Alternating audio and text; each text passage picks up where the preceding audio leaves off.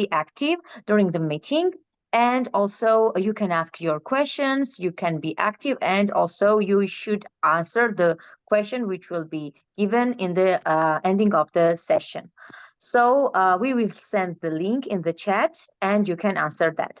So about the rules, Dr. Hassan already mentioned that he will mute to all of the participants of the conference. This is because of that presenter won't be disturbed. All of your microphones will be turned off. And if you will have any questions, you can ask in the chat, or you can write in the chat that you have question. We will unmute you, and ending of the session, you can ask that question. About another things, let's go to the part of the session speaker. Professor Matheus Lopes is having bachelor degree in medicine from the State University of Montes Claros, medical residency in neurosurgery at Santa Marcelina Hospital in Sao Paulo, specialization in endoscopic spine surgery at Clinical Kennedy, Sao Paulo and Santiago, Chile, postgraduate degree in pain from Hospital Syrio-Libanese in 2021, participation in various national and international courses in the field of endoscopy and minimally invasive spinal surgery, serving as a professor and consultant in endoscopic spine surgery.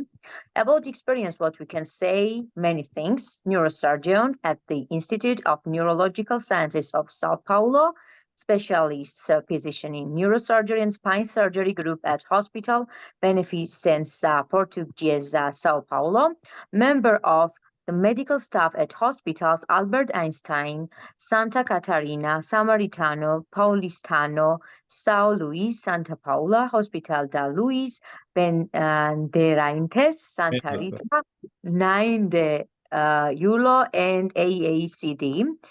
He is also instructor, assistant professor of the endoscopic surgery course at Hospital das Clínicas Ribeirão Preto Medical School, 2018 and 19, CD endoscopic surgery course, Sao Paulo again, and the advanced spine endoscopy training course at 12TS, Institute of Innovation and Technology in Health at UNIS in Sao Paulo, professor of the 8 medical endoscopic surgery course, basic and advanced levels. He is also joining many societies, member of the Brazilian Society of Neurosurgery, member of EOSpine Latin America, member of the North American Spinal Society, member of Sao Paulo Academy of Medicine. Also, we can mention that today's topic of the presentation will be about the field in which he is professional, and it will be really interesting to listen to him. Thanks everyone again. Thanks Dr. Hassan for your contribution to the session, and for me that I'm moderator today, so we can go to the speaker and we can start the session. I will let to share. Yeah. Okay. You can share Thank your you, Maria. Thank you, Dr. Hassan, for the presentation. It's a pleasure to be here and to present a so special topic about spine surgery. That is the main field that I act today in neurosurgery and spine surgery. It's very important, and nowadays we have a lot of interest about this topic. So I will discuss and present about the transforaminal spine surgery that we do with endoscopy. Can I share the screen? Sure, you can share.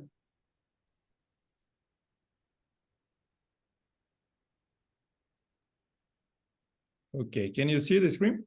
Yes, perfect. Okay. So I'm Matheus Lopes. I work in São Paulo, Brazil, the biggest city in the southern hemisphere. 20 million people in São Paulo that lives here. So I work in many hospitals like Beneficência Portuguesa, Samaritano, and many that Maria told. Because of insurance companies, and I work in a private practice. So we have many options to treat our patients here. and to do a spine endoscopy, especially this minimally invasive spine procedure. It's very special to discuss if we can go through history, and I will speak about some instrumentals and the anatomy of the transforaminal approach, in especially the indications and some part of the procedures to show the technique, what we do here, especially the foraminoplasty. That is a special part of the surgery, and I consider as important as the discectomy. So we enlarge the foramen. So the concepts here, who is familiarized with the spine surgery? If we talk about endoscopy, many papers consider endoscopy like a technique that use a simple endoscopy, like, for example, without the fluid, without saline irrigation. So many papers that when we search on the internet about spine endoscopy, in reality is talking about a tubular with an endoscope assisted. So what we do is the full endoscopy, that is considered one procedure that we use a simple and a unique working channel, and one endoscopy that has continuous irrigation with or without pump. We can use the pump to maintain the pressure inside this little space in front of the endoscope, or we can use just the gravity to maintain the field very clean. And it is an advantage when we compare with the tubular surgery. Everybody that does the surgery with tube can see that the bleeding sometimes can mess with the field, and is a real problem if you are working in a small space like the tube or an endoscope. So it's very important, the irrigation. So we will talk about the full endoscopy. So about the history, we don't have a year or a date that started the technique. Was more a transition between the percutaneous discectomy that was described in 1989. And we have some papers about the cambium triangle and the discectomy that in that time was being performed through the foramen. And one step further, they put the endoscope, and in the decade of 90s, and especially 2000, happened the increase in a lot of papers talking about endoscopy. But the image was not so good and not so clear if we compare what we have nowadays with the 4-key monitors, full HD screen. So nowadays is much better, the image and the technique that we had this evolution between these 20 years, especially this last 20 years. So what is the minimally invasive surgery? Is not, if we tell about just a simple scar, it's not a small scar in the skin. This is very important because this is a full concept that we need to discuss about the minimal damage that we can cause in the procedure. Because sometimes we can do the same thing through different techniques, through different approaches, but if we can cause the less damage, this is minimally invasive technique. Tubular is minimally invasive, but we can do less damage than a tube. So we do full endoscopy.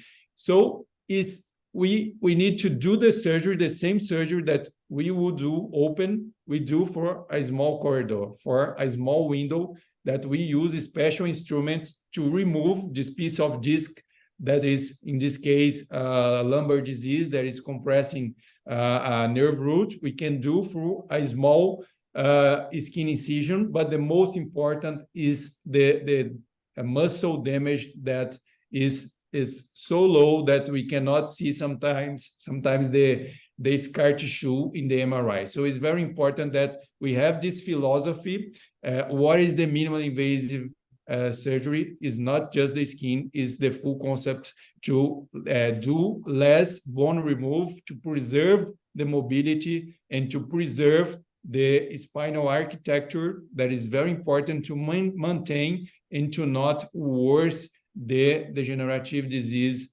that is happening through all over these years. So the indications of the procedure is almost the same of the open procedure. The concepts that we have through the spine, they didn't change. So what changed is how we do the decompression, how we do or how we use this instrument to do the surgery. If you would indicate surgery to a patient that has some neurological claudication or has some failed surgery, for example, for compression or for foraminal stenosis, so the indications are the same. So what changes is how we do, and this technique that we can use to do and to treat patients, more elderly patients. We can treat patients with instrumentations, with foramen that would be difficult to achieve if we have a lot of scar tissue to use. For example, if a patient has a spine scar tissue through midline, we can go through the foramen. So it's very important we know how to handle this instrument and to offer this procedure to many patients that can sometimes, if we compare with an open technique, the patients don't want an open technique, they don't want fusion, they don't want screws in the spine, and many times we can avoid a big surgery doing just a simple endoscopy, a simple foramen decompression is very important. So what determines the outcome? What is important to know about the time to do and to indicate the surgery? So it's very important we have this time, that failure in the conservative treatment, at least for 6 weeks, but it's not for one year or 2 years. It's not so good if we operate a patient 1 year after the symptoms started. It's better we operate with 2-3 months as early as possible, because the literature shows us a better result that if we do the decompression open or tubular or full endoscopy, the results would be better. And if we have this minimally invasive technique, the patients want to treat not try to do the full treatment, wait many months to see that if we will recover, if we will get free of the pain. So we have this possibility to do, especially with local anesthesia and sedation, without general anesthesia. In times of pandemic, was very important we treat these patients with this technique. So it's a small incision without muscle retractors, quick access and closure, just 1 or 2 stitches, and a little bit of tissue trauma, and the results, they are very impressive. And if we compare not just the scar tissue that is outside, but inside this patient that is obese patient that was in a previous surgery in an open microdiscectomy, and now in another level we treat with the transforaminal approach. This is a far lateral approach that we go because the disc herniation was inside the spinal canal, a big disc herniation. So we go more lateral to remove this piece of disc that is not necessary to open like this anymore.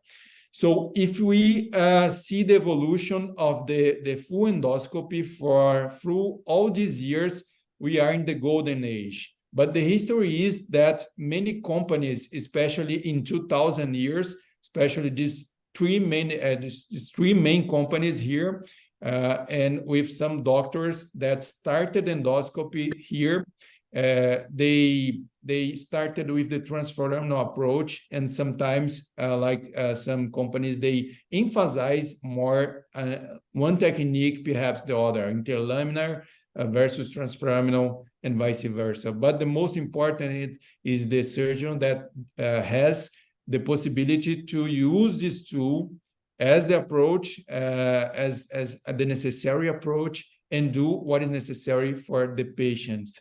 So we have many instruments nowadays that this company has developed, and we have two main approaches that if we work with the transforaminal endoscope, we can go the inside-out technique and we can go through outside-in technique.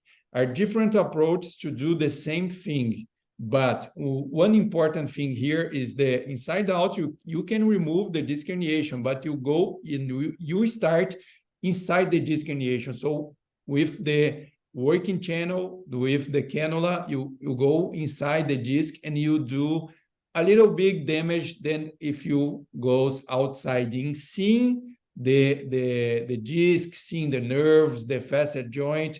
You can remove just what you need, just what is compressing the nerve, just the bone stenosis that you have. So we do nowadays more outside in than inside out technique. The outside in technique was improved by Dr. Thomas Hoogland with this instrument that is called TESIS, is with this name, Thomas Hoogland Endoscopic Spine System. He worked in the Joint Max company in the foundation, and after he found the Maxmore company and created this tool to enlarge the foramen that is called the Tonshed, and the instruments to do the full endoscopy. And we have many brands that is possible to do the transforaminal approach nowadays. But this is the main endoscope that we use, the transforaminal one, that has, especially, is better for me. I prefer the 4.1 millimeter working channel that we can use the Carrison, the 4 millimeters Carrison. We can use punches that they are bigger than through the smaller is working channel in this case. So it's very important we have 1 or 2 millimeters in difference to goes inside this working channel here. And outside here, there is a cannula that we maneuver the endoscope all the time. So it's not a fixed surgery. It's a dynamic surgery that we need to move around all the time. Sometimes some colleagues ask if it would be better we have a holder to this endoscope, like when we do the brain endoscopy. In this case, it's not good. We use a holder. Is a one surgeon surgery with just 2 hands. We need to maneuver all the time because the forceps and the Carrison and the tool that we use is through a single instrument. So to put this instrument in the field that we need, that is necessary to do the surgery, we need to maneuver the full endoscopy with the sleeve that is outside this endoscopy. So nowadays we have bigger endoscopy. We have the stenosis endoscopy, and we have the interlaminar that is shorter one with angulation. The main angulation of the transforaminal is 30 degrees, and for interlaminar is 15 or 12 degrees, depending on the brand of the endoscope. So we have a regular forceps to work, but is thinner and longer to do the surgery. We have scissors, we have the pain field dissector, we have hooks, we have Carrison, everything that we need to do the surgery. And we have a diamond burr, cutting burr, and we have these special tools to do a foraminoplasty. If we think about the percutaneous foraminoplasty, with use of the X-ray radioscopy, if we use these tools, we start with this enlargement of the foramen to after go with the endoscopy through the foramen, and to prepare the field. We can add the Carrison and the diamond and the cutting burr to finish the compression of the foramen. So we work in the posterolateral region. Depends on how big is the patient. We can go more lateral, but in median average would be 10 centimeters. But we plan the surgery based on the MRI. and where is the pathology, where is the compression. So it's very important we correlate the symptoms of the patient with the root that is compressed and the window that we have to work the corridor to reach this pathology and to do the decompression. So if we think about, for example, a pathology in L5S1, it's very important. We know that we have the bigger window here, and sometimes we can go, of course, through an interlumin approach. And if we have, for example, foramen in L2, 3, 3, 4, 4, 5, we have bigger foramens, and we can easily reach the pathology through the transforaminal approach. But how about the L5S1? L5S1 is possible to do, of course, the transforaminal, but we have the iliac crease here. So we need to take care to plan carefully the surgery to has the possibility to do the decompression that is necessary for the patient. So why would we choose the transforaminal approach many times, not all the times, but many times? Is important because it's a good approach that we can preserve the posterior structures, we preserve the yellow ligament, we preserve the lamina, and it's not necessary to deal with the dural sac just in front of us if we compare with the interlaminar approach, and can be done with local and sedation. So this is a very important part of the surgery, especially for patients that has a lot of comorbidities. We can operate elderly patients, and we can operate patients with the pathology in the foramen and inside the spinal canal. So through a unique incision, unique corridor, you can reach the spinal canal as in the same way that we could reach as an interlaminar procedure. But we do a low manipulation of the neurostructure. We work a lot of bone before do the decompression, before go with the endoscope inside the spinal canal. So in this case, we have less epidural fibrosis, we have less bleeding, we have less risk of a dural tear, and is a good approach. I will present a case that we treated, for example, a patient with adjacent level disease after a lumbar fusion. There is a female patient, 32 years, nurse assistant, but is an obese patient and has a lumbar pain irradiating to the right anterior and posterior leg, and with the paresthesia and a difficult immobility with a motor deficit. 1 year of evolution, failed in conservative treatment, and has previously has been in a fusion 2 years ago. This is a standard that my patients draw this territory of the pain. So we see a 5 nerve root or a 4 nerve root trajectory. So it's very important we correlate with the image that we have here. So fusion 4-5, 5S1, and we have no problem with the screws, no problem with the fusion by itself, but we have here a narrow foramen, and we have a disc pathology in this level, 3-4, for example. Here we have some osteophytes and some narrowing in foramen that is compressing the L3 and L4 also, that is here, and probably the patient has some pain related to the previous surgery. So we did 3-4 right foraminal, this decompression. So just to illustrate how we perform and the mark that we do. With the X-ray, we have the level, and we have the distance that we need through midline to lateral. We draw this line parallel to the disc, and we plan the surgery before. How far are we going, depending on the size of the patient and the disc pathology. So with local anesthetics and sedation, it's very important to train and to discuss with the anesthesiologist before this possibility to do sedation, because many anesthesiologists, they don't want to do sedation in the patient with, in a prone position, but it's very safe, and there is a protocol to do this, and we use the local sedation and local anesthetic in the facet joint, in the peridisc space, and we go with the needle inside the disc space. Sometimes we can do a discography to confirm the disc level and the disc disease, but it's not necessary to do in every patient.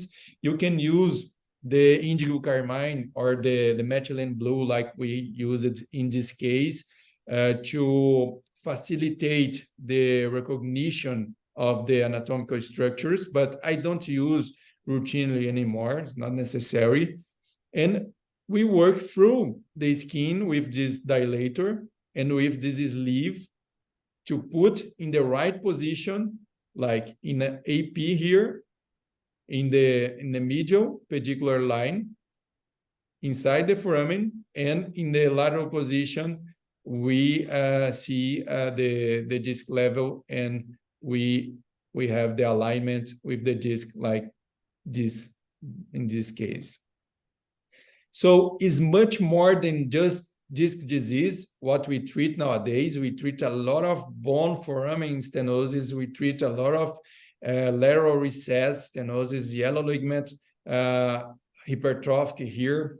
So we have a full complex of the foramen that is narrowing and compressing the nerve root that should be like this, but in reality is like this in many patients that in some years ago, we didn't pay so much attention in the foramen. So nowadays, I encourage you to look in the MRI, to pay attention at the foramen to see how compressed or how narrow is the foramen. And we can see in the, sometimes in the endoscopy, we see with a lot of details, the structure, sometimes some foraminal ligaments, veins, the artery. So it's very important we have a good image and we can use this to treat these patients that wouldn't be treated some times ago.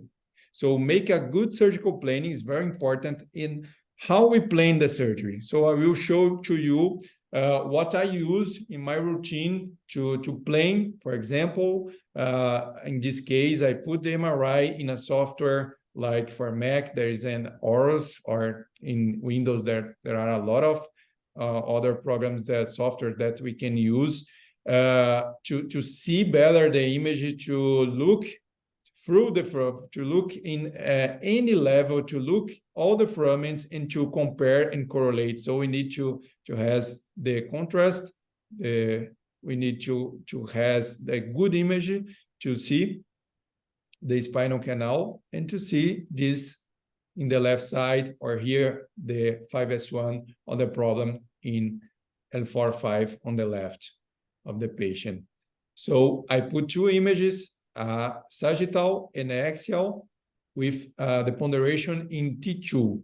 So we use the distance between the midline through a line that we use to attack this disc that is necessary to remove just a small part of the facet joint. We can go more lateral or we can go more posterior, depending on where is the pathology, if it's inside the spinal canal or if it's in the foramen or extraforaminal area. So we plan this line and we measure the distance in average 10 centimeters, but sometimes more, 14, 16, depending how lateral, how far you want to go and how median in the spinal canal. And remember to respect the retroperitoneum here and the structures that we have here, especially in higher levels. We have kidneys, we have the retroperitoneal fat, so we need to take care with this line that is anterior to the facet joint. So the position of the needle is very important. We put through the Campbell's triangle. So if we have a 3-4 or a 4-5, we have the ganglion outside the spinal canal. from the exiting nerve root. So it's a small triangle that we have here. So camel triangle is the three lines that we draw with the nerve root here, the disc just below, and the facet joint here. So this triangle is where we put our sleeve and our endoscopy, and we rotate, we manipulate sometimes the spinal root. So it's important we have this anatomy very familiar, and we have sometimes the patient a little bit awaked to not damage this exiting nerve root. So the position of the needle in the first step is the most important part to start the surgery. If you start wrong, the surgery will not be good. So it's very important. We need to make sure that the needle is in the correct position, sometimes so close of the pathology that we need to treat, because it will be easier to put the endoscope there. If you have, for example, a disc herniation here in the foraminal area, you can start here. Or if you have a more central, you can go more central, but in the right trajectory. But sometimes the facet joint is hypertrophic here, and it's not possible to go with the needle in the medium pedicular line here. So we go as inside the foramen that we can go, and after, by the outside in technique, we can enlarge this foramen doing the foraminoplasty. So it's very important we put the needle in the right trajectory, and we put a Kirschner wire through this needle and after the endoscope. So take care with the root, take care with vascular structures here above and in front of the spine, and take care with all these structures that can be catastrophic if we go anterior to the spine. So with the dilator, we work this area here, and we put the working sleeve to work with the endoscope here. So it's very important we know about the anatomy, and we have this familiarity about this small corridor that we have, because working with a simple tube or through a simple working channel, we need to know what is above, what is below, what is on the right side, on the left side.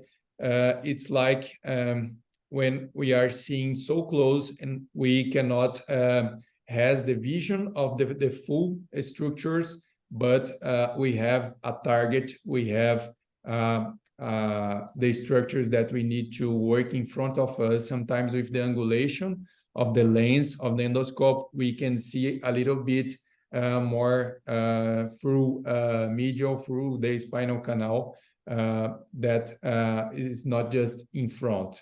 But it's very important we know the anatomy, the lamina, the facet joints. We can work all over the spine, thoracic spine, through transforaminal and lumbar spine, not the cervical through foramen, but cervical we do with the interlaminar approach. Is possible, feasible, and very safe to do cervical through a posterior approach, but through interlaminar. And thoracic and is very important. If we do the endoscopy, we can offer this technique to treat these patients all the way. We need to open the chest, we need to do a big surgery to treat like a foraminal disc herniation that we could treat through a single small incision, 7 millimeters, with not necessary opening the chest and violating the pleura. So it's very important we have this possibility to treat this kind of patients. And to recognize the importance of the foramen, I will discuss this paper that is a morphometric analysis of the lumbar foramen health subjects. They have the 3D impression of some foramens, and they filled with a polymer to know how would be this polymer inside this foramen in sometimes. So we see that this is a 3D anatomy, sometimes more complex than this. If we have pathology here, we could have a narrowing in this direction and a compression of the root in this direction. So if we rotate this visualization, we see that sometimes we have here the most narrowing part of the foramen, and would happen sometimes a compression that could be dynamic. Also, the patient can move the spine and has some symptoms if this is the point of the compression. So it's very important we analyze the anatomy of the foramen to treat in the right manner. So why to choose? Because many reasons, as I told you. So the advantage is sometimes it's not so familiar to spine surgeons as the interlaminar approach, because it's a new approach. We can do the wheelchair approach open, of course, but it's not so familiar for many surgeons. So in this case, we need a long learning curve. It's a little bit more difficult at the L5-S1, especially with a highly crease, because the angulation of the L5-S1 sometimes can make a little bit difficult, but not impossible to do the L5-S1. Especially in L5-S1, we need to do and know how to use the drill and the instruments to do the foraminoplasty. We have this special tool that is a percutaneous and manual drill, hand drill, that we can use to do the foraminoplasty, that I use many times, especially in L5-S1, to enlarge the foraminus. That this is safe. The tip of the instrument is a little bit blunt, and we have this cutting part. It's like, if you compare this is a 7 degrees angulation. It's like a shaver that to some part of this instrument is not cutting, but if you rotate through the clockwise position, you can cut and you can open the foramen in the lateral of this instrument. So we put this in the SAP, the superior articular process of the inferior vertebra, and we dock here, and we go with this manual drill, enlarging this bone until we reach the lateral recess. So it's very important. We have the control of the X-ray, and we have the AP and lateral X-ray to do this foraminoplasty. I used these hand drills in this case to do like a right foraminoplasty here, L4-5, because a line that we draw to attack this disc would be more lateral. So I would prefer to work more posterior, like posterolateral here. And we have a lot of bone in front of us, because if you draw a line here, it's not possible. We go inside the foramen without removing this part of the ACP facet joint. So it's important to know how to use, and with local anesthetics and sedation, we dock the instrument and we pass through the SAP. We start with 4 millimeters and we go until 8 or 9 millimeters. The maximum is 9 millimeters. It's not necessary to use 9 in all cases. And we do the foraminoplasty. In this case, without visualization, it's just with X-ray. So it's very safe. The patient sedation maintain this possibility to check the patient if the foot is fine, it's not having pain. It's very important we have the patient a little bit awakened in this part of the procedure.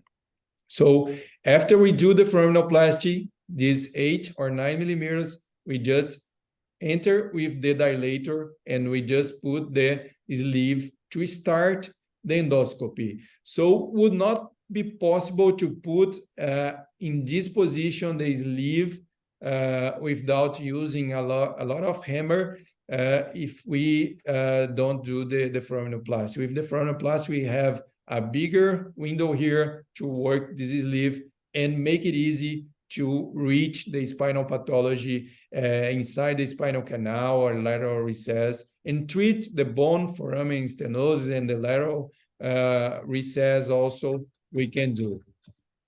So this is the procedure, how we do.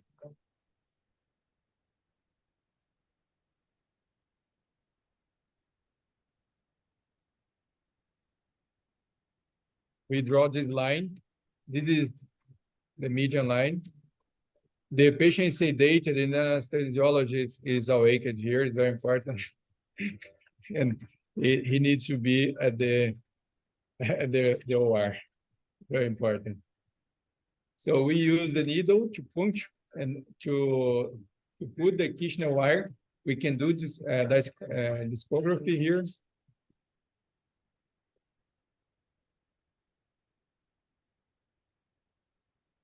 In posterolateral, probably 10 centimeters here. We remove this plastic before get the working sleeve to not push the plastic inside. And in this part of the surgery, we use the hammer to dock the instrument in the facet joint. So here, it changes. It's not so noisy. It's the cancellous bone we change. The first one was the cortical bone. We go through the cancellous bone, and we have the control of the X-ray. This is the last one. So we are in the target. This is the last one now. So we have in the right trajectory, in the right position. Sometimes we touch the vertebra here, and you need to control with the AP and the lateral X-ray. So after this, we go everything through the key wire. So it's very important we don't lose the key wire in this part of the surgery, because other way we need to start again. So this is the cutting, rotating that we need to do, a clockwise position to cut and counterclockwise just as a dilator.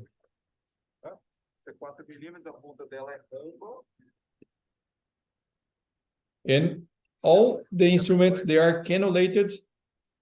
So we work through the foramen and with the Kirschner wire to change the instruments using the Kirschner wire. So we do the foraminoplasty with all these tools, 5, 6, and doing the control, the X-ray. Once you have the tunnel, the bone tunnel, it's everything through this tunnel. So sometimes I don't do this many X-rays nowadays because we have a lot of experience with this tool, but to start, I would recommend to do many X-rays.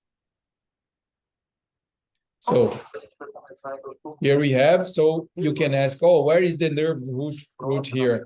It's so far from the instrument. And it's very safe. So after this, we put the sleeve and we start with the endoscopy.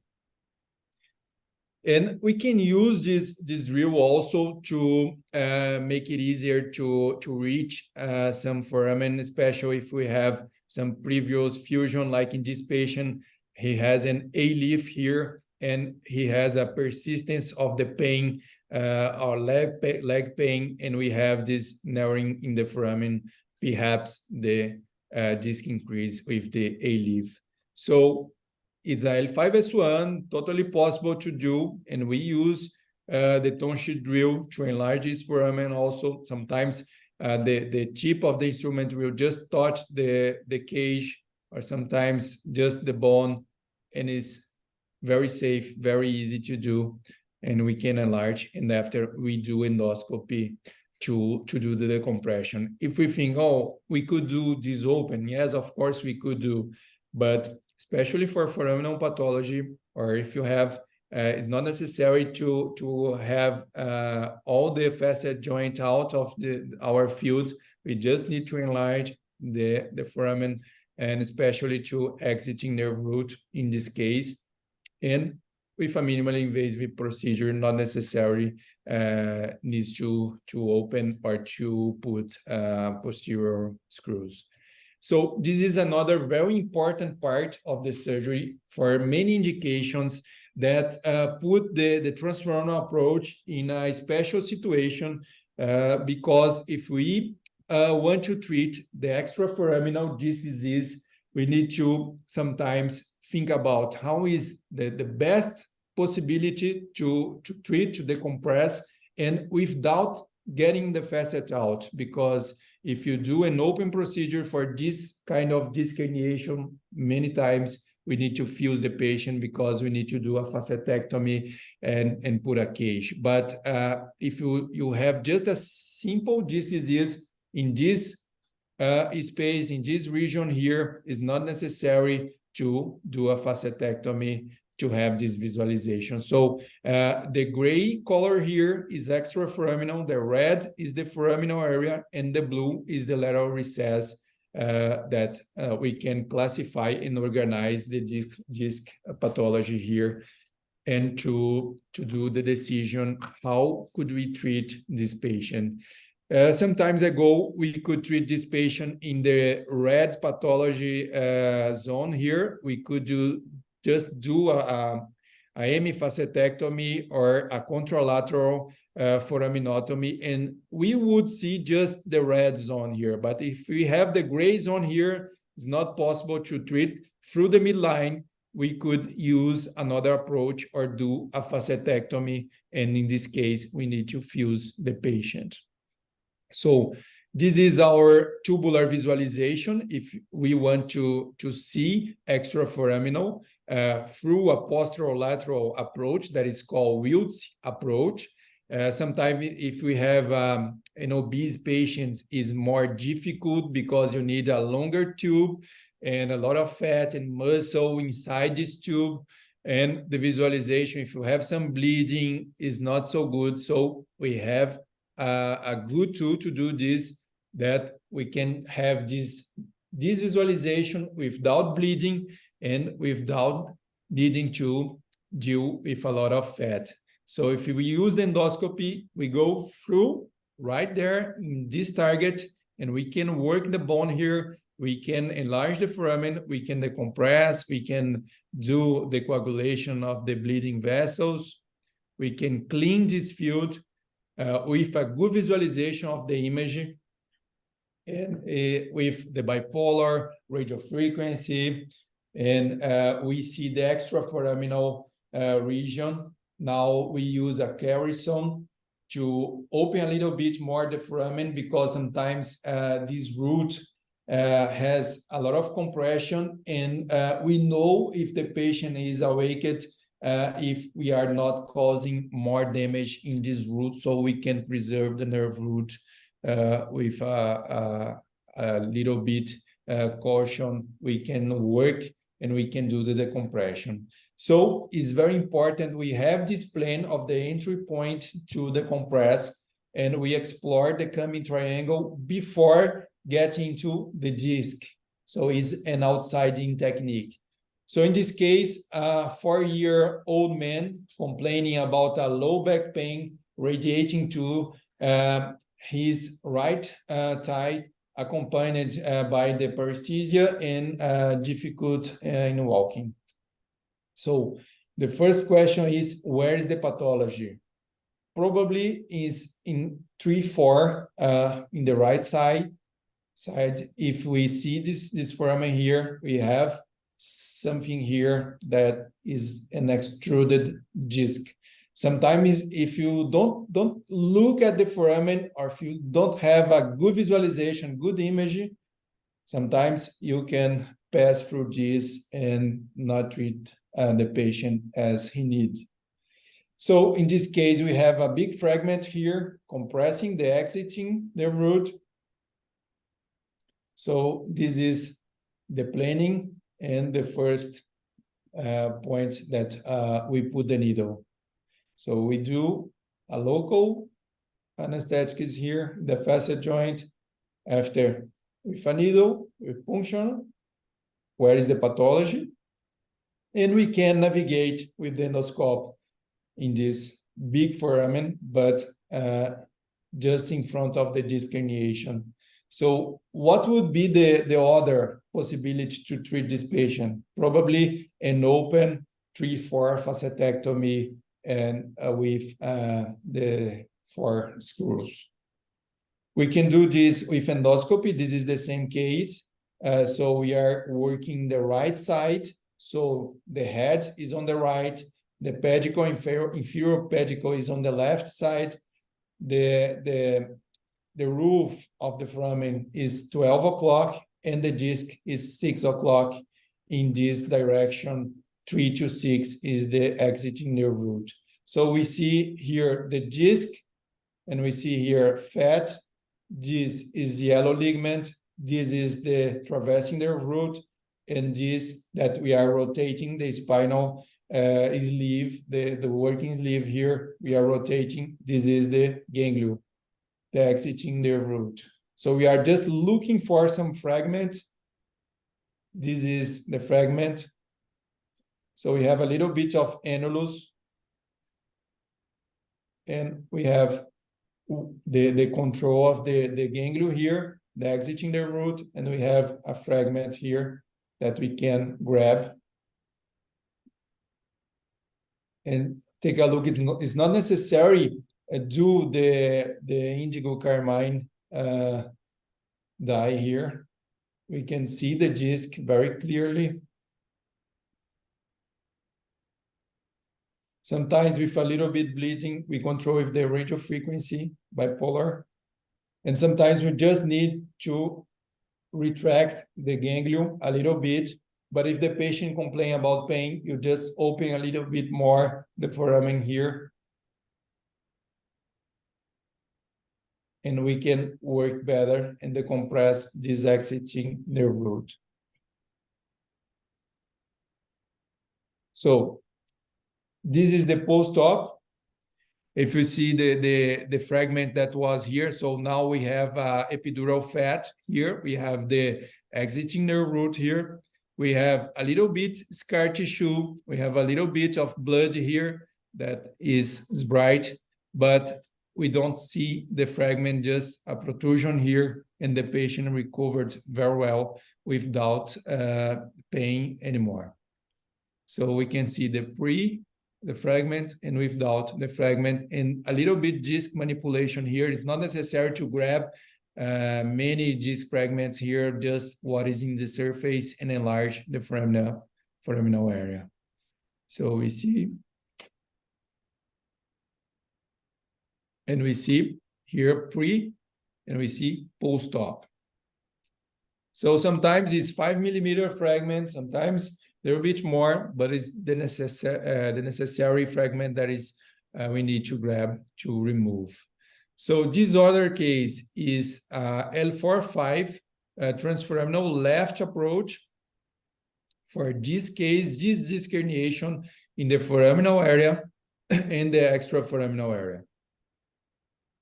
So after putting the sleeve in the usual manner, we just clean the facet joint. We see vessels here.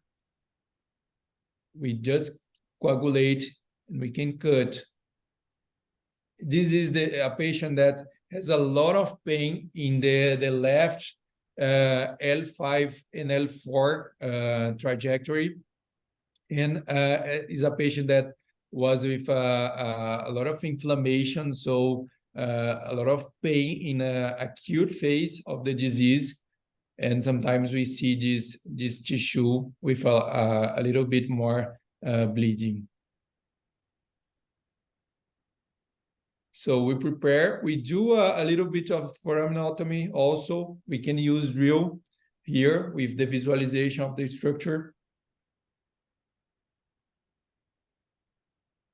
And we see here some bulging, and we need to look for that extruded fragment. We need to see this fragment that is behind this exiting nerve root, probably here.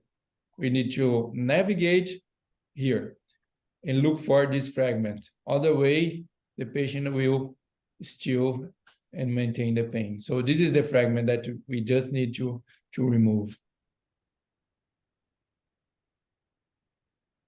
With a good visualization, we grab this, and sometimes the patient tell us if he is a little bit awaked and tell, okay, I have no pain anymore.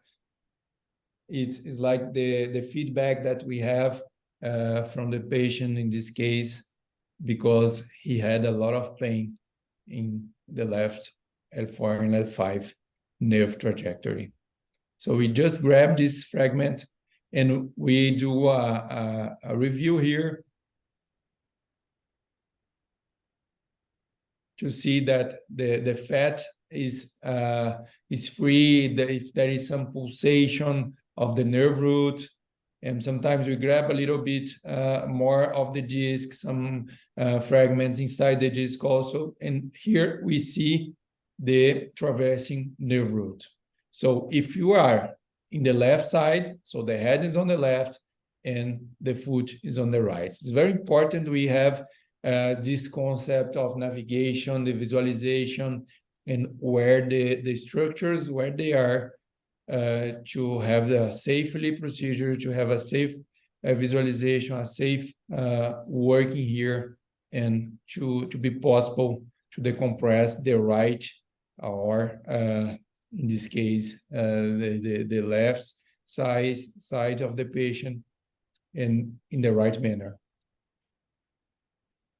So we have here is the end of the procedure. So we grabbed this fragment, working through this tube. This is the pre-op, and this is the post-op of this patient.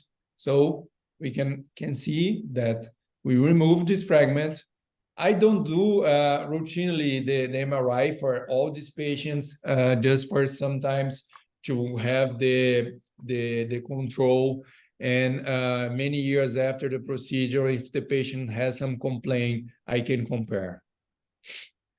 So the take-home message is very important. We know how to approach the foramen, how to enlarge the foramen, and is a very important step of the surgery. We do the foraminoplasty. We can use the Carrison, we can use the manual drill, we can use the diamond, the burr, and we need to use all the tools that we have in our toolbox. So we have the patient safely with the sedation and local anesthesia many times. Of course, we can do with general, but increase a little bit the risk of dysesthesia. So the learning curve for the transforaminal approach is is longer than the interlaminar approach, but is safe and is a good tool to approach into the compressed the exiting nerve root, the traversing nerve root, and sometimes the lateral recess. So is a very important tool that we can use, we can add, and we can treat many patients in the first surgery, or in a redo surgery, in a revision surgery. We can use the transforaminal approach in the same manner, and planning is still the most part of the surgery we need to do, and how to plan in appropriate manner. So I will thank you, all of you, for your attention, and invite you to go to Frankfurt. If there is some plan to go to Eurospine, we'll be in the dates just after the Eurospine. We have a fresh frozen cadaver course there, and if you need to know more, just contact me through my Instagram here or LinkedIn. It's a very good course, and it is very important to the surgeon that wants to do the endoscopic procedure, has the good treatment. The best approach to do is the best that the surgeon can do and can learn through the transforaminal and also the interlaminar approach. Thank you very much. Thank you for amazing and interesting presentation, Professor Matheus. It was full of so big knowledge and practices. Thanks again. And it was so interesting to hear from you all of those cases and really good practice what you had. And I should mention that it's really pity that I should return back in Georgia. And now I'm Germany. And I should return in Georgia on 4th of October, and it's really pity that I will miss that opportunity, but good luck to my colleagues who can attend that. Now I'm going to the Mariam. question. No, before questions, I will send the link here. Please make the announcement about reward. Okay, 1 minute. Yes. If you click on the link, there will be a question. Yeah. It is working. It is absolutely working. Yes. Okay. And Perfect. please answer it. And if you give the right answer, we will give you a present. Okay. So, so how many minutes the participant has to answer this question? Till to the end. To the end. Lecture, whole lecture. Okay. Maybe Murat want to say something about accommodation, etc. and course. Okay, I will try myself to participate in that quiz Yeah. to go to İzmir. And I will try to solve that question, okay? Okay. Okay, and I can answer also. Can I answer also too? Yeah, sure. Get this prize. Restricted. Sure. Okay. Murat. Dr. Matheus, thank you very much for your nice presentation. Thank you. I am representing Maxmo Hoagland Spine product in Turkey, and Dr. Hassan and I am planning to organize a workshop here in Turkey, physically, a cadaver workshop probably, including live cases and theoretical training. And in this cadaver courses, we are going to host 3 lucky participants as they answer the question correctly. So I'm really looking forward to see the lucky ones. Oh, nice. Oh, good And reward. if you ever would like to come to our lovely country, lovely city, just tell Sebastian, so he'll let me know and I'll organize everything. Yeah. Of course. Yeah, I welcome you here as well. Yeah. Oh, thank you, Murat. Thank you, and nice to meet you. And hope everyone that wants to get this trainment can have this opportunity. And I appreciate your support in Turkey. That is very glad to have this possibility to give this trainment and to offer this to many surgeons. Yeah. And with a lot of patients. Yeah. Thank you, sir. Okay, Maria. Okay, we can go to the question parts. What questions are asked here? Okay. Thank you for this wonderful lecture. Can you tell us hand tools you like most? Which forceps, which punch, which seizures do you use? Carrison punch in transforaminal endoscopic surgery. First question is that. For me? Yes, of course. No, for you. Okay, yes, I use all these tools, a lot of. I use also manual drills in some cases, and I use the bird, the diamond bird to do to work near to the neurostructure. And I complete with Carrison, the foraminoplasty also. So it's very important we have all these tools and we know how to deal with these different instruments. Okay, thank you. Another question, what is asked is, yes, if there is a root that should not be encountered during endoscopic transforaminal disc surgery, how do we know whether it is a conjoined root or a focal nerve? How can we get rid of this root? Oh, we don't want to get rid of this root, yeah? We need to preserve all the roots, especially the focal also. We don't want to cut the focal because we can have sometimes a drop foot if we cut or we don't know how to deal with these nerves. So it's the anatomy and the good visualization that we need to know, and we need to have the good positioning of the instrument. And sometimes if you have a little bit of doubt and the patient is awake, you can touch this structure and you can coagulate a little bit if you think it's a vessel. If it's a nerve, we have some movement with the stimulation, with the bipolar. It's not recommendable to do this every time, but surgery by surgery, it's more we have how to recognize these structures. So it's easier, but before cutting something, just do a little bit of coagulation and put the hand in the foot or in the leg of the patient. Thank you again. Another question what is asked is, in foraminoplasty, do you only take the superior articular process, or do you also take the cranial part of the head? Yeah, depends on how compressed and how narrow is the foramen. Sometimes, yes, we can remove a little bit of the superior part of the pedicle without any instabilization, without any problem. But we don't do this routinely because it's not necessary in many pathologies. If it's just a disc herniation, we just open what we need to open and to do the surgery.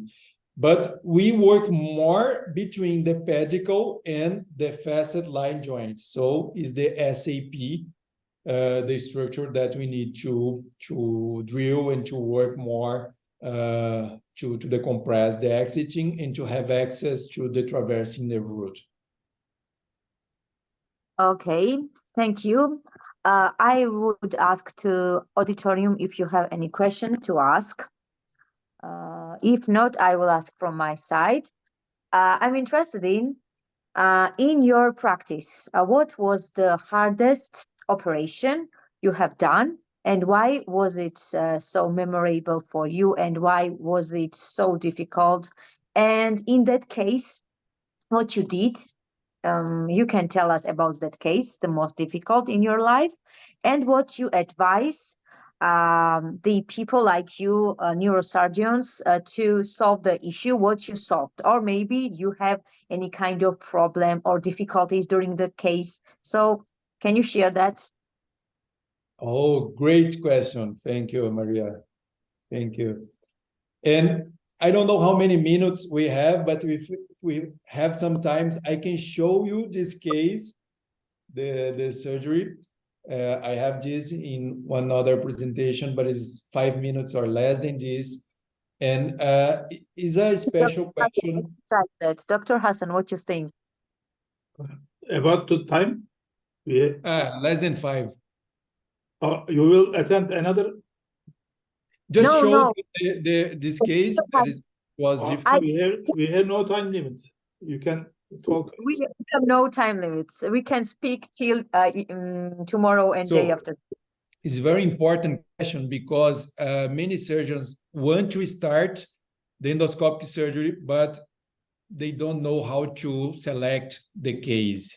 So many start.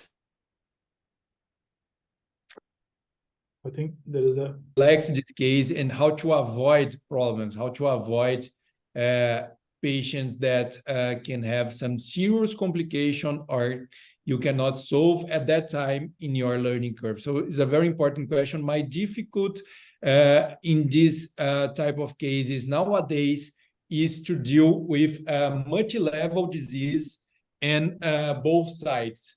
So we want to use endoscopy in many cases that we could use, but sometimes we cannot forget about the traditional surgery and what we can do with the endoscopy, of course. But if we have 3-level disc disease or we count foramens also, if we have more than 3 foramens, it's not the best patient to do, or sometimes the patient just tell, okay, do more than 1 endoscopy, but I don't want to get fusion.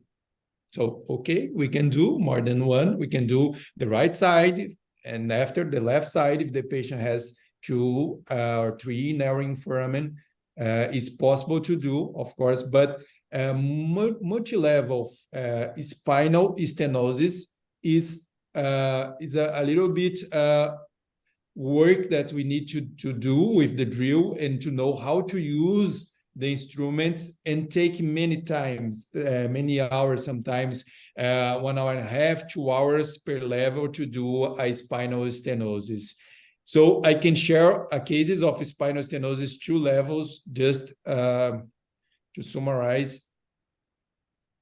It's another presentation in this case. To not, take a look, to not start with this case, okay?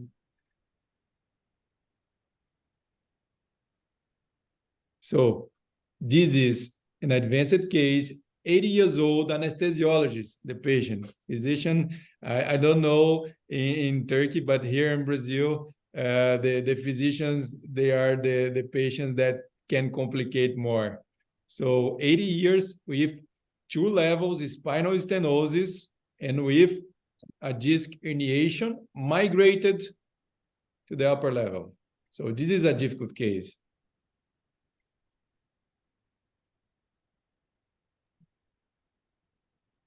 So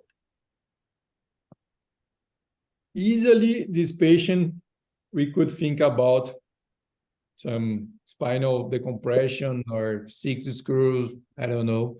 But I would perform, and nowadays I perform this case endoscopically. So this is a 3-4 interlaminar approach. So now it's a little bit different because it's interlaminar. I do a lot of interlaminar also. And we work the spinal canal. Here is the facet joint and the bone in the lateral recess here on the left side. So the head is on the left, the foot is on the right, and we have this structure. What is this structure? Yellow ligament. We do the decompression all over our side, and we go through the other side under the spinous process. So we do a technique that is called over the top with an undercutting, and we grab this yellow ligament, but we use a lot of drill. And in this case, what happened? Ooh. This is a dural tear. You didn't saw this, yeah? And this is a dural tear, and we have a radiculocell here. Sometimes we do nothing in this case. We just need to finish the surgery and treat the pathology, of course, because otherwise we have 2 problems: the patient that we didn't solve the problem, and another problem that was caused by the surgery. So we need to do what we need to do in the first manner, and after we try to fix it to not have these roots outside the dura. Like I tried to do a stitch. This is probably one of the few cases in the world that you can see a stitch with a uniportal endoscope. It's not a biportal, it's uniportal, because it's difficult, because we need to handle the instrument through this just one working sleeve, just working channel. And we use the forceps, the disc forceps, to push the needle and so close to the roots. And we need to avoid grabbing the roots and the pulsation of the roots. And we need to do the stitch. If anybody here does endoscopy, can think about how difficult it is to handle these instruments in this case, and to do the knot and to push and close this dural tear. So we do the knot outside and we push with the forceps. This takes some time to do, so the video is a little bit accelerated. And we push the roots inside the dura. And we need to close better than this. I try to use Surgicel, gel fan. I try to push the roots before the stitch, but was not working well. And one consideration about is that we use a lot of saline infusion here and without pump.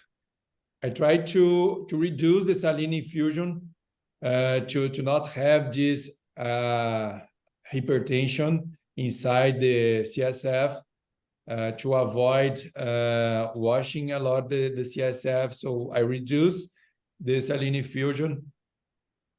And I don't put anything in the saline infusion also. No antibiotics, no epinephrine. And now I try to close the knot with a hook. And you can see that the roots are all inside, and you can cut, and we don't have a radiculocele and not even a CSF leak here. So it's very feasible to fix these kind of complications. Of course, we can have some complications in surgery, but these patients has no problem at all, is very satisfied, and I won a big box of wines, a good ones, of these patients. That's very good. Mariam, with your permission, I want to ask something. Dr. Lopes, Professor Lopes, it's a very interesting case.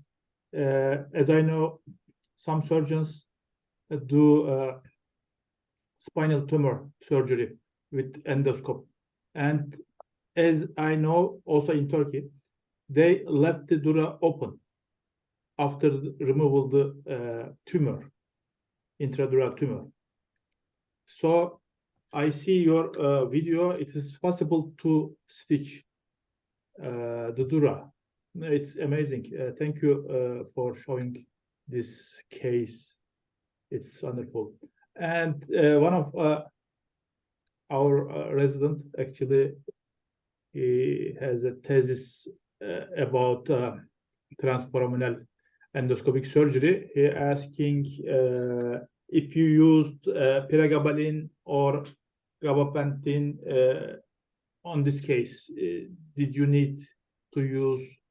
Did the patient have pain, neuropathic pain or somatic pain after the surgery? And did you use pregabalin? Of course. Good question. Thank you. Good. Thank you. So I shared this case to show that, yes, we can have some complications, but the most important, and we need to know how to deal with these complications. And the most important is the patient. We need to have the concern about if we could consider open and try to repair. Of course, we could. Sometimes it's not necessary. If just a small dural tear, we do nothing. And the most important is the roots was intact. Perhaps outside the dura, they was intact, was not damaged. So the patient had no pain, no radicular pain after the surgery. So the patient recovered very well without radicular pain and without the necessity to use gabapentin and pregabalin. But in pre-op, of course, I treat all these patients as a pain physician. Of course, we need to do as a physician, we need to prescribe pregabalin, sometimes duloxetine, sometimes a lot of NSAIDs, a lot of opioids, we need to treat the patient, the pain of this patient. But the post-op pain, it's easy. It's easy. When we decompress, it's easy. So the problem is treat previously. Thank you so much. We have just started to perform transforaminal endoscopic surgery, disc surgery. We have just performed 16 cases by now, and one of them was unsuccessful, but the other 15 of them are okay. They are good. And in the beginning, we encountered such a case. I removed the disc within the disc. I used the forceps and I take out the fragment within the disc, not within the spinal canal. And then we saw two neural leaf in the cannula, and I couldn't know what should I do, and I pushed the leaves inside of the dura, and then I put a small sponge with the forceps, and then the case was okay. And the patient with or without radicular pain? No radicular pain. Some back pain after the surgery, maybe 1 week, and then he was okay, and he is coming to the controls, and he is okay still. Maybe 2 months ago we did the surgery. Oh, nice. Yeah, it can happen sometimes, a little bit of complication or some problems in the surgery. I would tell that in the first 20 or 30 cases, sometimes can happen, but after this, we can treat more complex patients. The most important is select very well this patient. Start with L4, L5, transforaminal, 3, 4. It's not good start with L5S1 to not have some problems with the decompression, especially because the most common problem when we are starting is the unhappy patient that we didn't decompress it in the good manner. It's like a residual fragment, and sometimes we work inside the disc and we didn't reach the fragment in the spinal canal if it's a extruded disc.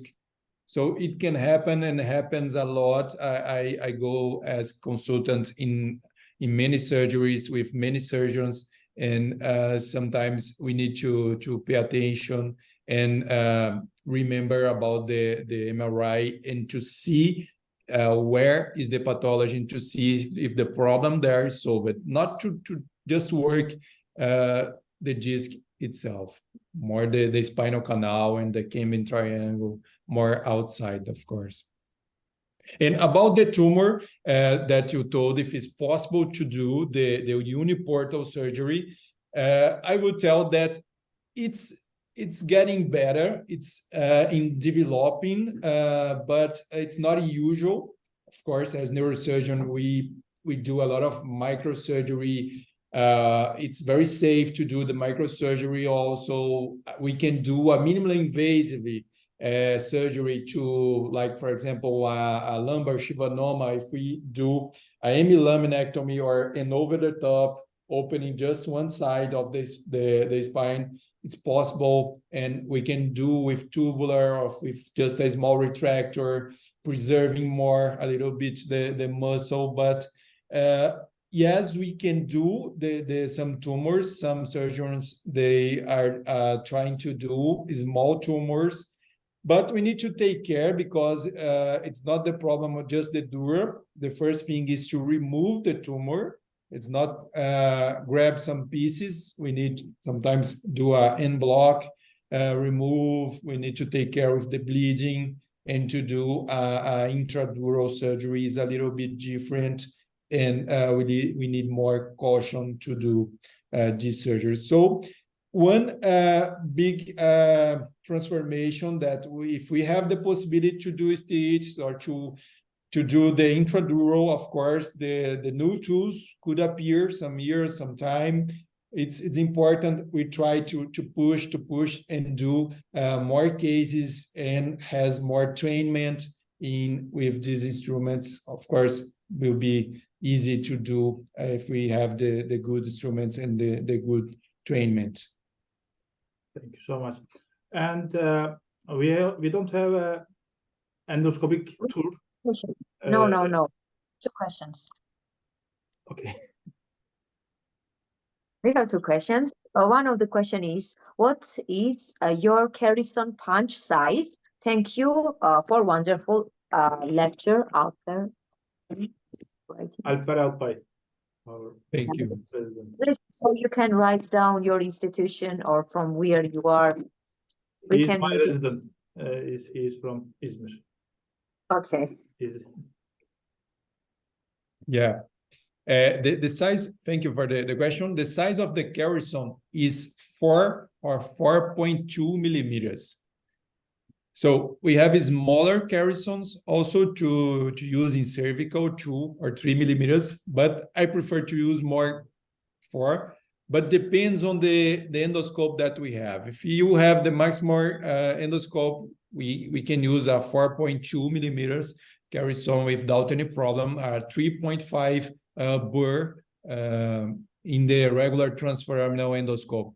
But if you want to do spinal stenosis, it's important we have the bigger and the larger endoscope with a larger working channel to use like a 4 or 5 millimeters and a 5 millimeters burr. It's very important to get faster surgery, and it's very important because we need to have a lot of drilling in lamina and the spinal canal. Okay, thank you again. And we have also yes. We have also another question from Jakob Tsertsvadze, who is neurosurgeon from Georgia.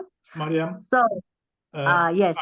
I think Jakob can ask by himself. Yeah, Dr. Jakob, if you are able to, you can speak out as well. Jakob is the manager of the West Georgia Medical Center.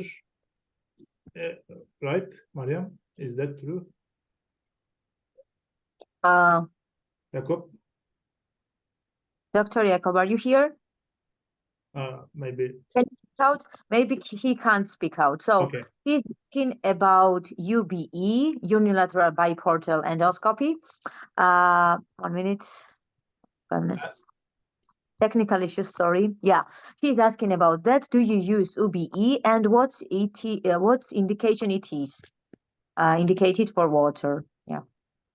Yeah, I don't use UBE routinely. I think the UBE is a good tool, but I see more surgeons that started with UBE to have the possibility to use both hands. It's more a regular fashion or a regular open surgery. We use both hands in the regular instruments, so bigger instruments than the full endoscopy. It's possible to do, but uniportal, in my opinion, is an evolution of the UBE because sometimes we can have some problem with the triangulation in the biportal, and we need to remove a little bit more muscle in front of the instruments to have a small cavity to work. In the uniportal, it's just the cavity that the instrument has in front of us, and with a little bit muscle to remove. But UBE can add, in my opinion, in spinal stenosis decompression, and especially spinal stenosis to get a faster surgery. to have the possibility to use a regular instrument. But of course, nowadays we can do by a uniportal because the instruments are much better than 3-4 years ago. So we have uniportal with 5 millimeters Carrison and a 5 millimeter burrs, and we don't need more than this. We just need a good motor, a good rotation, a good drill to cut this bone. And but okay, it has some space, and if you want to learn, it's okay. Also, of course, it's a good technique. And but nowadays I don't do UB in a regular fashion. Maybe has other utilities also in interlaminar fusion. If you want to do a facetectomy and put a cage through the interlaminar, would be easier than transforaminal. But of course, we can do this through the transforaminal approach to do a cage also. So it's a different manner to do the surgery, but with the same objective. Okay, Mariam, I want to make an announcement to the participants. If you answer our question, please write your name, email, and country. There is a question without name, without email, without country, so we cannot know who is he or she. I was because I forgot that. Please So write. Okay. 1 minute. Another Yeah. question. Another question is here, so I can't leave it. Okay. Dr. Jakob Tsertsvadze also is asking. I'm driving a car. He is mentioning that, so he can't ask by himself. Which system do you use? So he's asking regarding UBE. If you are using, if you are not using UBE, or if you are using UBE, which system do you use? I got the question is if I'm using the UB? Yeah. Which system you use? It's the question. System. Okay, the system. Okay, this I know, but I think all kind of system to uniportal. I know, of course, Richard Wolf, Joy Max Moore, all of them, Spine Endos. There is many brands, the Chinese brands also, Chansong and many brands, of course. I operate a lot of Max Moore instruments also. I'm invited to do some presentations about the technique used with the Max Moore systems also. So I could recommend that in first, before going in the OR, the instruments that you need to use for that specifically surgery, and you check if the transforaminal or the interlaminar system, if you have Carrison, if we have burr, because if you work with many companies, you cannot have the problem to not have the necessary instrument to do. So it's very important to check and confirm. Okay, and another question. Baran Taskala is asking, thank you, Professor. We have a facet cyst case which operated with UBE in the first stage, but we could not be able to take the cyst because of the adhesions and change the procedure to open microscopical approach. We noticed that there was a dural tear. Do you have any case that you did not notice injury perioperatively and caused further problems? Is there any tricks to catch the injury? Yeah, the facet joint cyst is a little bit different surgery because we want to work outside the dura, of course, and outside the spinal canal, but identifying the borders, the margin of the cyst.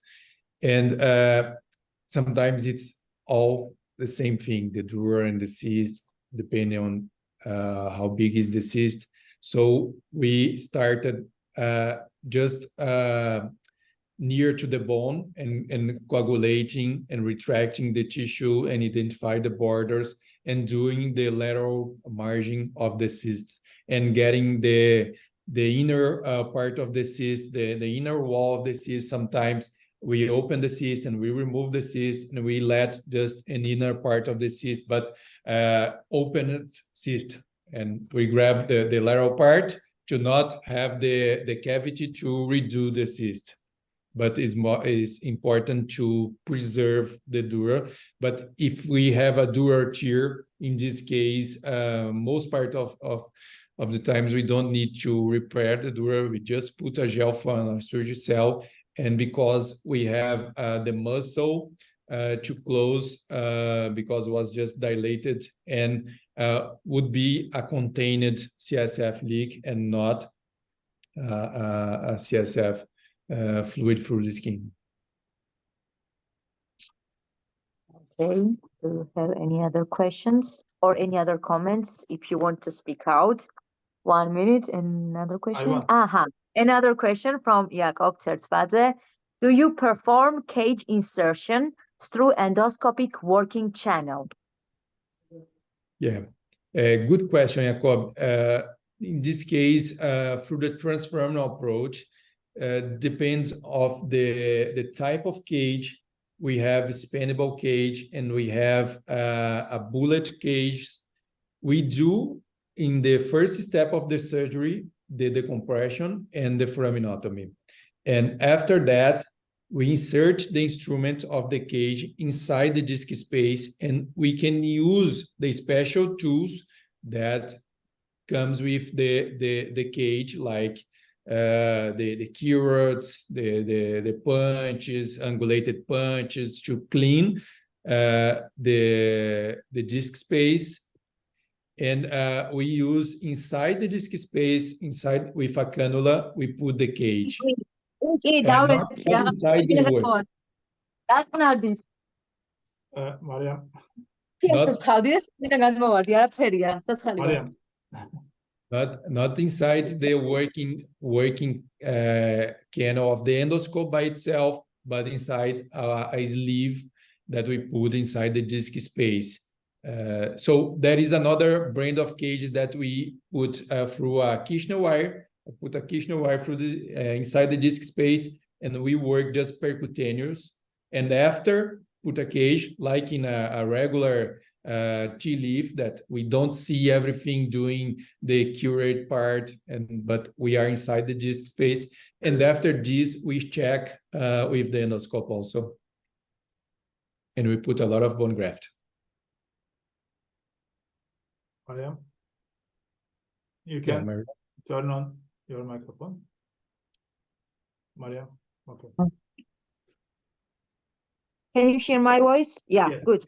Yeah. So, okay, we don't have any other questions in the chat. If any of you have any questions or comments, you can ask. I give you permission for that. Okay, thank you. I want to ask, we don't have a endoscopic burr yet, so I'm trying to use hand drills just for seeing if I enlarge the foramen, and it's working, but there is some bleeding from the bone. It's not huge, but it doesn't stop with bipolar. Annoying. How can I handle these bleedings with these bleedings? Yeah, the bone bleeding. Yeah. If I don't have we don't have a endoscopic burr, high speed drill, and so when I use the hand drills, there are some bleedings from the bone. Yeah. It's a good question, because we have different realities all over the world. We have many countries that has different boxes, different tools, and one recommendation is important. We have in our case here, I don't start a surgery without a Carrison, without a drill, and without a bipolar. is very important in including in the transforaminal surgery. But to the bone bleeding, I would recommend using the diamond burr to drill near the cancellous bone. Is the most effective way to control the bone bleeding. And of course, bipolar, if you have in the radio frequency with a high power delivery in that part. And we can use a dissector to crash these small cells of cancellous bone with a dissector also, or we can use a bone wax. We can use a bone wax in front of the instruments to push, but sometimes we will just blur the endoscope and we need to get out and clean and be back again. Okay, thank you so much. Welcome. And Mariam, I think you have finished all the... Yes, Dr. Jakob Zertvade also wrote here, thanks. So if you don't have any other comments or questions, I think we can end up the meeting. Again, Professor Matheus Lopes, thanks a lot for your engagement in İzmir Online Neurosurgery Conference. Hopefully, we will meet together in offline conditions as well. And if you have any questions or comments, Dr. Hassan, you can mention. I have finished also. Okay. Also, I want to thank, I think someone raised his hand. Leticia. I don't know. You are. Oh, no. He is gone. Okay. Okay. I want to thank Professor Lopes, and I want to thank everyone who joined us today, this evening. Thank you so much. Also, I want to thank you, Mariam, for this wonderful moderation. Thank you. Thank you all. Thank you, Maria. Thank you, Dr. Hassan, and thank you all the participants. And I hope anybody... I have one more question. Have you been to Turkey before? No, No, you are unlucky. not yet, but I want to. It's a beautiful... you didn't answer the question, so you... Yeah, it's a beautiful country. I hope we can have this opportunity, and I'm available if you need something. If we can discuss, we can organize some workshop. Would be a big pleasure. And best regards from Brazil. Of course, everybody that wants to come here to visit us, just let me know, and we can organize some tour here in São Paulo. Thank you so much. Thank you, everybody. George, I should ask from my side. Okay. In Georgia. It's close to Turkey, so if you will go to Turkey, you can come in Georgia as well. Yeah, neighbor. Would be nice. It would be a great opportunity. Organize something there and just call me, and we go with all Okay. pleasure. And when we organize this course, I will call you. Promise. Thank you for the opportunity. Thank you, everybody, and success in the endoscopic surgery. Thank you so much. Bye bye. Yeah.